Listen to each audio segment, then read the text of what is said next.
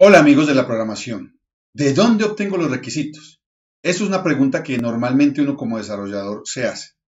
En el video de hoy vamos a hablar acerca de ello. No olviden suscribirse al canal, activar la campanita de notificaciones y darle un like si les gusta el video. Bienvenidos. Este video hace parte de una serie en la cual estaremos hablando sobre las técnicas para obtención de requisitos. Entonces, ya hemos visto que los requisitos, obtener los requisitos y buenos requisitos es un aspecto muy importante para garantizar la calidad y el éxito del producto de software que vamos a desarrollar. Muevo un poco acá. Nosotros tenemos que responder a ciertas preguntas como, por ejemplo, ¿qué debe hacer el software a desarrollar? Que no es una pregunta fácil de resolver.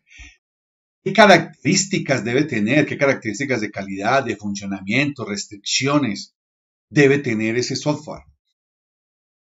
Como lo decimos allí, hay algunas restricciones, algunas características de calidad que deban tenerse en cuenta.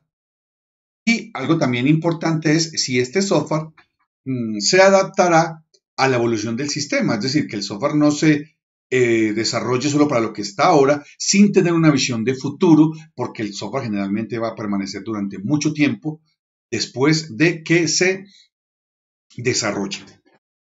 Entonces, las fuentes generales de requisitos generalmente son tres. Los stakeholders, ¿qué son?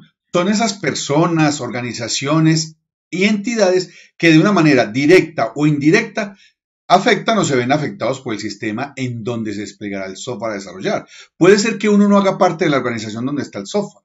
Puede ser que uno no sea el usuario del software. Sin embargo, una falla en el sistema o un mal manejo del sistema puede generar una afectación a personas de manera indirecta. Por ejemplo, ayer estaba yo en un supermercado donde hay una promoción con una aplicación. En el momento en que iba a redimir los descuentos, me dijo que si deseaba actualizar, eso nunca me había fallado, pero me dijo, ¿desea actualizar? Yo dije que sí. Listo, cuando fui a pagar, los descuentos que aparecían en la aplicación no aparecían en la chica de la caja. O sea, eso me afectó a mí como stakeholder del sistema, así no haya participado directamente en el desarrollo, ni haya dado ideas para su desarrollo, ni pertenezca a la organización de esta cadena, pero sí me afectó casi que directamente porque no pude obtener los descuentos que pensaba que iba a obtener. Otro elemento muy importante es el análisis sistemático de los documentos que se encuentran alrededor del sistema que yo voy a desarrollar, del software que voy a desarrollar. Esos documentos pueden ser manuales existentes, manuales de funcionamiento, pueden ser políticas que existen alrededor. Si yo estoy trabajando un software de contabilidad, pues obviamente tengo que estar al tanto de todas las disposiciones. Si mi software va a capturar datos personales, pues ya sabemos que tenemos que estar al tanto de la ley de habeas data y así sucesivamente. También algunas políticas que existan o manuales que existan alrededor del sistema. Hay que no exagerar mirando demasiados documentos que no tengan que ver, pero sí tener la capacidad como analistas de requerimientos de poder identificar cuáles documentos me van a dar mi información y van a soportar decisiones. Y obviamente los sistemas existentes. Puede ser que yo esté trabajando un reemplazo para un sistema legado, para un sistema anterior, y pues el sistema anterior, si ha estado mucho tiempo, me va a servir. O puede ser que mi sistema vaya a ser parte de otro gran sistema y yo debo tener en cuenta ahí ciertas restricciones posiblemente de conexión, de herramientas de desarrollo, de seguridad.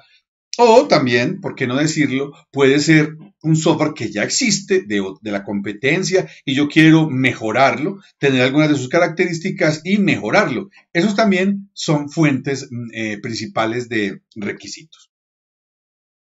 Esta información, ahí aparece la bibliografía, la fuente bibliográfica de donde se obtiene esta clasificación. Obviamente, como muchas cosas en ingeniería de software, hay otras visiones, pero esta está basada, y estoy muy de acuerdo con lo que dice el señor Klaus Paul.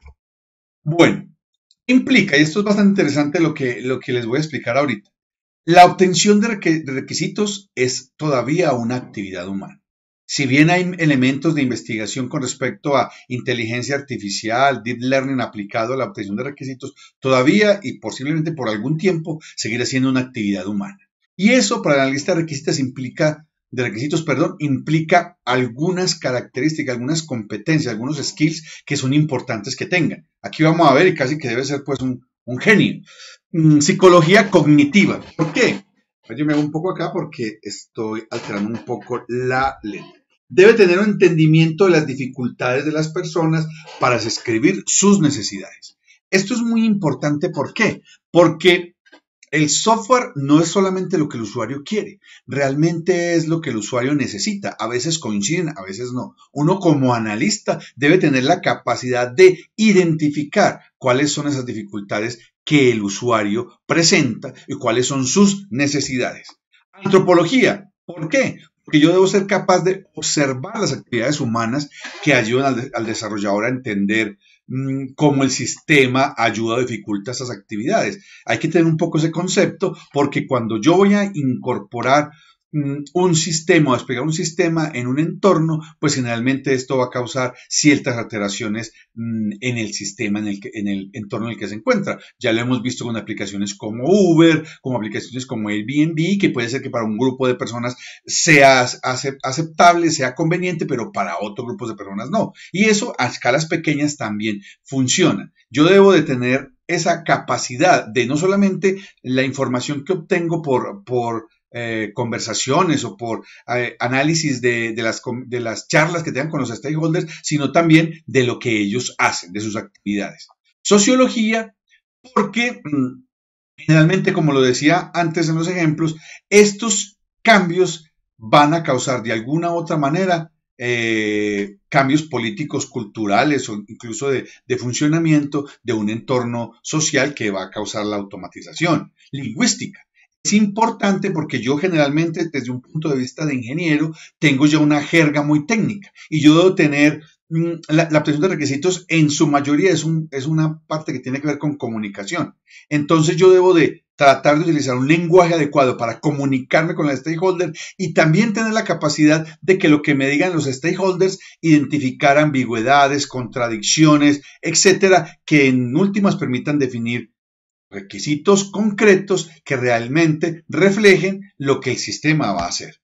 Un poco de filosofía porque generalmente hay que saber interpretar y entender los términos y conceptos, los puntos de vista y los objetivos, que no siempre es sencillo, de los stakeholders. Es decir, nosotros generalmente no llegamos a ellos, van a sacar la lista de objetivos o la lista de requisitos bien escrita, sino que muchas veces son charlas informales en las que uno tiene que hilar y enlazar esos puntos donde le van dando a uno información que es importante para el sistema. Lo malo es que usted no puede tampoco llegar y frenar a una persona cuando está contando otras cosas, porque eso causaría cierto rechazo a su función como analista. Uno tiene que, en medio de estas conversaciones, que están obviamente dirigidas a obtener requisitos, pues tener esa capacidad, aplicando algunos de esos elementos de estas disciplinas para obtener los requisitos reales que el usuario necesita para el sistema o para resolver la necesidad o la idea que tiene.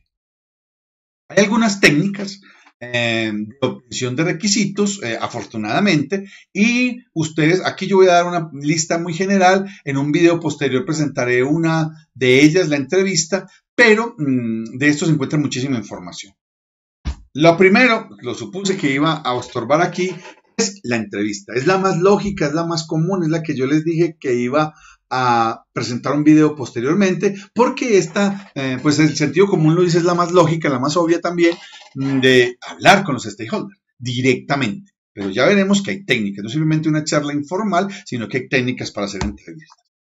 Workshops grupales o talleres grupales, estos están muy de moda y consiste en reuniones con un grupo de stakeholders, ojalá todos stakeholders inicialmente del mismo rol o con el mismo perfil y ya después con perfiles variados. Es una forma de obtener requisitos grupales y la de entrevistas generalmente es más individual o de 2 a 4 personas como máximo. Los documentos, ya lo habíamos visto, la revisión, de la documentación que tenemos allí alrededor. Ya si existe un sistema que se esté utilizando, que se vaya a actualizar o sistemas similares también es muy importante, también es una fuente de requisitos, hay técnicas para eso, utilizar prototipos que muchas veces pueden ser simplemente sketch o simplemente mockups que me ayuden a identificar y a sacar información del stakeholder. Ya miraremos que cuando estemos trabajando casos de uso e historias de usuario, estos prototipos van a tomar un papel muy relevante en ello. Observación. Simplemente poner cámaras para filmar y ver cómo funciona la gente en el sistema o simplemente ir y observar y tomar apuntes es también una forma importante para obtener requisitos. Realizar ya algo un poquito más cerrado que las entrevistas, cuestionarios específicos para obtener información de los stakeholders. Y muchas veces también es importante utilizar lluvias de ideas, que simplemente se reúnen los stakeholders. Esta técnica de acá se puede utilizar en los workshops grupales y lo que hacemos es simplemente tener ideas y que todo el mundo vaya lanzando ideas y irlas tomando para después clasificarlas. Cada una de ellas se debe ver en detalle, cada una de ellas tiene sus pros y sus contras y generalmente una analista las debe conocer para, en caso de un elemento particular, saber cuál utilizar o cuáles utilizar, porque no necesariamente tengo que aplicar una y otra no. Yo puedo utilizar varias de ellas porque el objetivo es identificar de una manera correcta, concreta y sistemática los requisitos del software que vamos a desarrollar. Resumen, existen fuentes de requisitos, ya los vimos, los stakeholders son la principal, los documentos y software similares.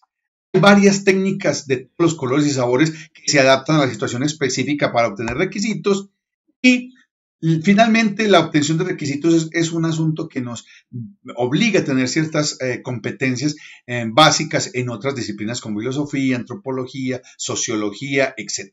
Comunicación. Entonces, vemos que la actividad de obtener requisitos no es algo que deba pasarse por alto de su importancia. Es algo que debe hacer generalmente una persona con mucha experiencia y en ocasiones existen los arquitectos, analistas o no analistas de software, los ingenieros de requisitos que cumplen este papel. Pero también más que tener como un puesto para ello es generalmente un rol del ingeniero de software. Muchas gracias por este video, espero que les haya gustado y los invito a ver otros videos relacionados al tema de requisitos. Gracias.